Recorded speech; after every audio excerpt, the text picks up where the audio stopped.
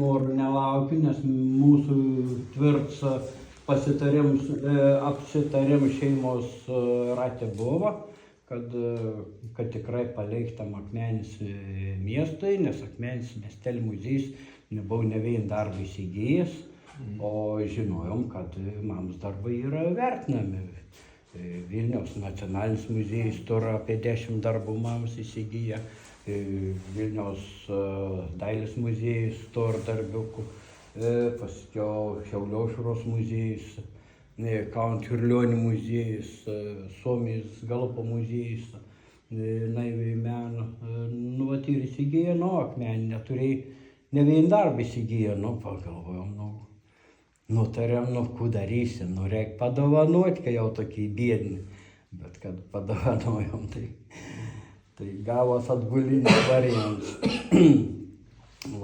Neskaitos viršininką, su kuria Lionis Supurinis, su kuria skaitos vyka tas testament susirašym, šona labai malonė su perspektyvom pasakoju, kaip čia kų galėtumėm daryti, kaip mane priimtų dirbti, aš galėčiau ekskursijas vedžioti, aplink prižiūrėti,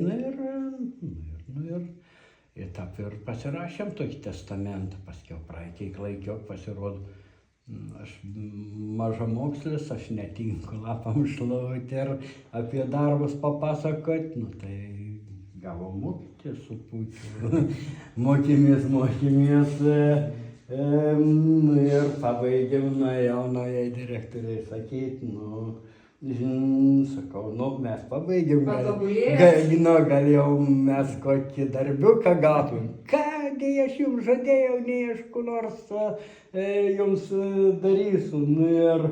Ir padaryti vis tiek padarė, žiūrėjau, po pokalbį, žiūrėjau pranešiams, nuo rugpjūčio 1 jums atjungiama elektra ir vanduo. Tai va teik naudos. Skaitos iš tų mokslų. Tai nusispjovėm, kai nieks nepriėm dirbti, tai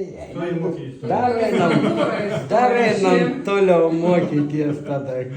Ar čia patys protai gausim, gal per tų laikų aš protai gaus, nežinau. Gerai išsakyta, pravaldžių protai gaus, ar pats daugiau, ar ne? Matysim, kaip nori. Jo, labai matysim, istorija įrašyta.